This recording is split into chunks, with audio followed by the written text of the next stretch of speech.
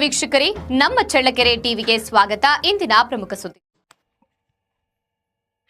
ಬಯಲುಸೀಮೆ ಚಳ್ಳಕೆರೆ ತಾಲೂಕಿನಲ್ಲಿ ಬುಡಕಟ್ಟು ಜನರೇ ಹೆಚ್ಚಿನ ಸಂಖ್ಯೆಯಲ್ಲಿ ವಾಸ ಮಾಡುವ ಈ ಪ್ರದೇಶದಲ್ಲಿ ಶೇಂಗಾ ಇಲ್ಲಿನ ಪ್ರಮುಖ ಬೆಳೆ. ಇದಕ್ಕೆ ಬೆಳೆ ವಿಮೆ ಹಾಗೂ ಸರ್ಕಾರದಿಂದ ಪರಿಹಾರ ನೀಡಲಾಗಿದೆ. ಆದರೆ 2022-23ನೇ ಸಾಲಿನ ಮುಂಗಾರು ಹಂಗಾಮಿನ ಬೆಳೆಹಾನಿ ಪರಿಹಾರ ಹಾಗೂ ಬೆಳೆ ವಿಮೆ ವಿತರಣೆಯಲ್ಲಿ ಬರೋಬ್ಬರಿ 47.99 ಕೋಟಿ ರು ಮೊತ್ತದ ಬೃಹತ್ ಹಗರಣ ನಡೆದಿದ್ದು, ಈ ಸಂಬಂಧ 201 ಗ್ರಾಮ ಆಡಳಿತಾಧಿಕಾರಿಗಳು ಹಾಗೂ 6 ತಹಶೀಲ್ದಾರರ ವಿರುದ್ಧ ಶಿಸ್ತು ಕ್ರಮಕ್ಕೆ ಸರ್ಕಾರ ಮುಂದಾಗಿದೆ. ವಿಧಾನಸಭೆಯಲ್ಲಿ ಸೋಮವಾರ ಚಳ್ಳಕೆರೆ ಶಾಸಕ ಟಿ. ರಘುಮೂರ್ತಿರವರ ಪ್ರಶ್ನೆಗೆ ಕಂದಾಯ ಸಚಿವ ಕೃಷ್ಣ ಬೈರೇಗೌಡ ನೀಡಿರುವ ಲಿಖಿತ ಉತ್ತರದಲ್ಲಿ ಭ್ರಷ್ಟಾಚಾರ ವಿರುದ್ಧ ಕ್ರಮದ ಮಾಹಿತಿ ಹೊರಬಿದ್ದಿದೆ.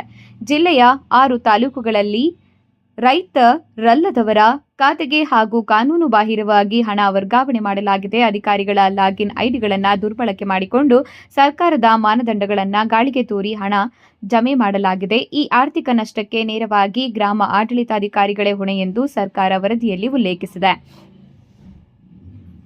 ಈ ಹಗರಣದಲ್ಲಿ ಭಾಗಿಯಾಗಿರುವ ಪ್ರತಿಯೊಬ್ಬರ ವಿರುದ್ಧ ಕ್ರಮ ಕೈಗೊಳ್ಳಲಾಗುವುದು. ಈ ಬಗ್ಗೆ ಕಠಿಣ ಕ್ರಮ